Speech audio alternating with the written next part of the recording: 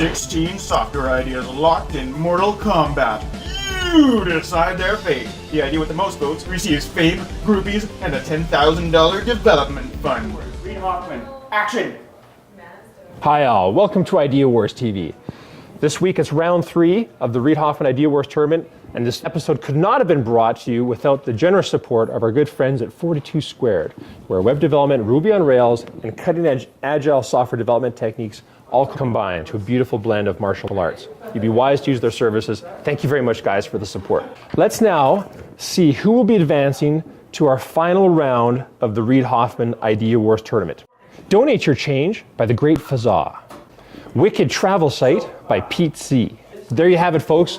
Our 2 finalists duking it out for 10 big ones, which we'll announce next week, winning the Reid Hoffman IdeaWarz tournament. Best of luck, you guys, for making the finals. I can't wait to see how this ends up. All right, now last week we posted 5 tips on our blog about how people can improve their chances on getting into an IdeaWarz tournament.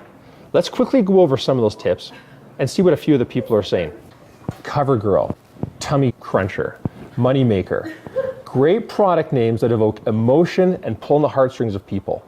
If you can pick a great product name, you've already won half the battle in attracting people's attention. That's the first thing you want to do if you're going to garner any votes. Try to avoid things like Windows, Linux, Ajax, Pen, whatever technology things you've got in there, and talk instead about what this idea is actually going to do to improve people's lives. You stand a much better chance of attracting their attention with that. When presenting your idea, focus on the benefits and not the features. What do I mean by that? Features are things like, on a car you can have a 300 horsepower engine and anti-lock brakes. Great features, but what's the real benefit? I can pass vehicles easily on the highway. I can brake safely in a turn. Those are benefits. If you focus on those, you'll have a much better chance selling your idea. People are lazy. Get your most compelling points in there early, and you're going to stand a much better chance of engaging the reader and getting them through your entire idea. So avoid long text and keep it short. However you present your idea, make it clear. Format it nicely. Don't make people work to understand the main points of your idea. Use bullets, bolding, italicizing, white space. Make it easy for them to read. Make it a pleasure for them to read. Okay, so there you have it, 5 points. Let's just check out the comments and see what the people are saying. Great tips, JR. Thanks, Jill. Corey's saying that he finds sometimes it's hard to take his idea, compress it into an elevator pitch. It's kind of restricting. It is very short, and I agree with you completely, Corey. It's very hard to write an effective elevator pitch, but I'll tell you people, if you can nail the essence of your idea in 1 or 2 sentences, maybe not necessarily how the elevator pitch does it, but something short, that's a powerful mechanism. Tech Guy has a great point where he says, JR, how can you forget about revenue model, revenue model, revenue model? And he's absolutely right. Make sure you communicate that somewhere. How does this idea make money, and what's your business model? And one last comment from a G. McDowell. JR, changing your idea is a sign of weakness. If you're unresolved enough to succumb to the feedback of others, then you don't deserve to succeed. Interesting point, G. McDowell. I can't quite say I agree with you. In fact, just this very morning, I was thinking about how Flickr originally started off as a massive multiplayer online game. And Nokia started off as a pulp and paper mill. So quite frankly, Mr. McDowell, I'd have to disagree with you. In fact, I'd have to disagree with you so much, I'd like to write a blog about it. And I have the title. It would be called Wrong, Wrong, Wrong. Oh, no, wait, hold on.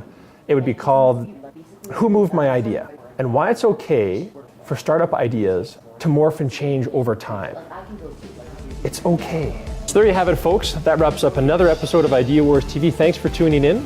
For those of you who are interested, let's get an update on the handlebar mustache growing competition. And until next time, may the best idea win. Oh, good. I'm working on adding some more admin functionality so JR doesn't have to Flintstone the IdeaWarz contenders. And then I'm going on vacation for a week. I'm working on that task management, so I'm using the new API for creating and managing tasks, and I'm building a front end in front of it. I'm working on updating terms and conditions and doing some BA work around task compensation. So really just getting into the head of Project Champion. Our website came down because we got dug, so I've been trying to do some research into why that happened. The dig was an article on crowdsourcing, and we were the very first link in the article, which was quite nice. I'm sexifying the front join page, so it will be nicer when you come to our website and make you want to join. I am working on the API for task management.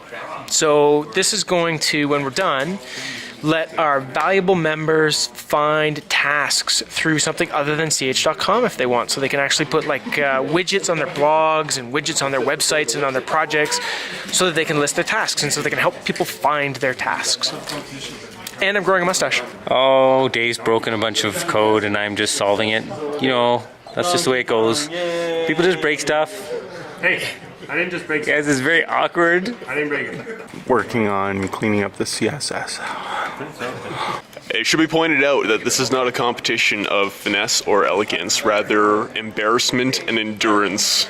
It's the person who can have the handlebar mustache the longest. And the last person standing, I suppose, wins.